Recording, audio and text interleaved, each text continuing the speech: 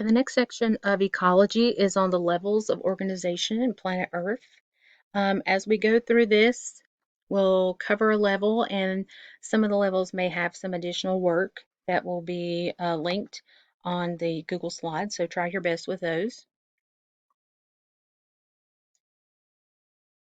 The first level is the level of the organism and individual. So anything that's referred to as an organism is something that fulfills all 8 characteristics of life. And we looked at the characteristics of life way back when in chapter 1. So organisms are made of cells, could be unicellular, could be multicellular. They have this universal genetic code called DNA that has the instructions. They all have to be able to reproduce, could be asexual, could be sexual reproduction.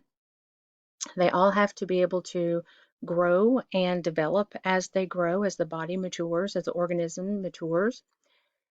They all need energy to live, so they have a metabolism. They all have to be able to maintain homeostasis, that is a stable internal balance. They all have to be able to respond to their environment, so to respond to either external or internal stimuli in order to survive. And then as a species, all organisms need to be able to evolve. So they need to be able to change over time to match the changes that occur in the environment. So when you're talking about a member of a species, you're talking about a representative of a species. So it could be a cat, could be a human. So what organisms are seen here? So if I'm looking for an organism, what do you see?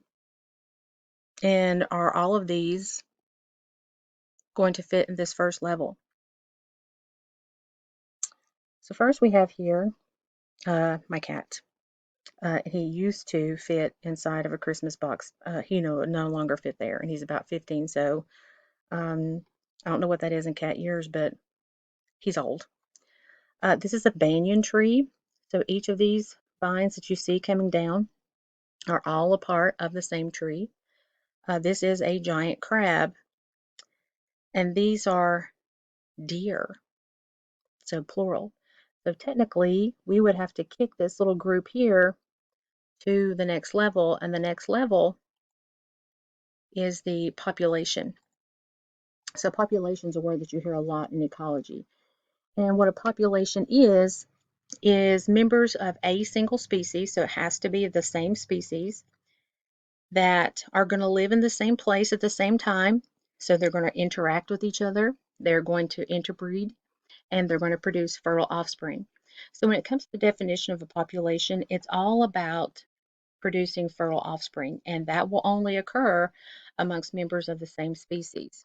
So an example of a population would be a herd of cattle. Now, when you look at populations, and we'll probably do a little extra work with this, some populations grow quicker, and this is what I would call the fast and reckless group.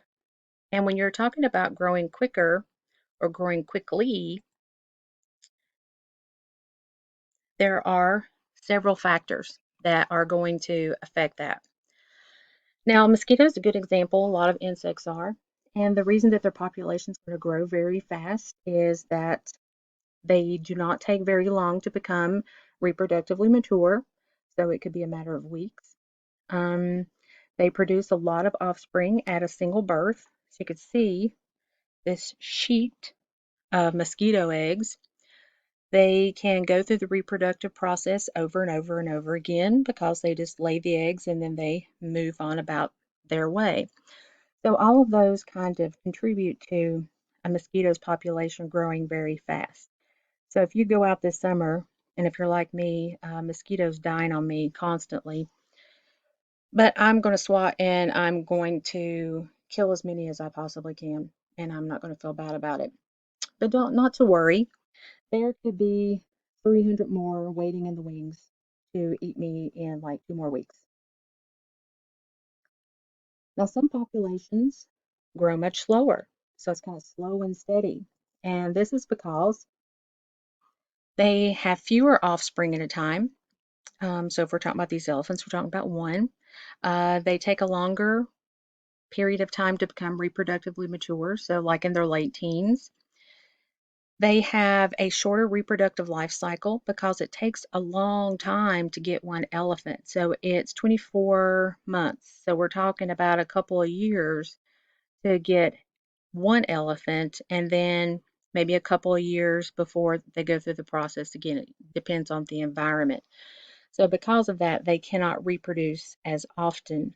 So, if somebody goes out and they kill an elephant, well, it's going to take 2 more years to replace that one compared to replacing something like a mouse or an insect.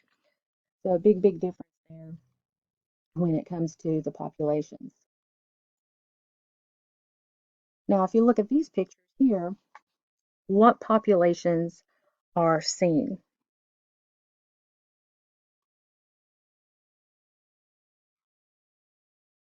Well, looks like some coyote, some wildebeest, some fish, and we've got some flamingos.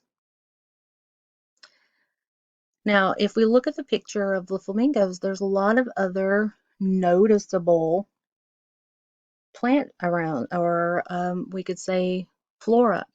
So when you're talking about animals versus plants, animals are referred to as fauna, and plant vegetation is referred to as flora. So there's a lot in this picture. So we might actually say that this picture, oh, and look, there's a human, um, that this picture might actually be better placed in the next level up, which is community.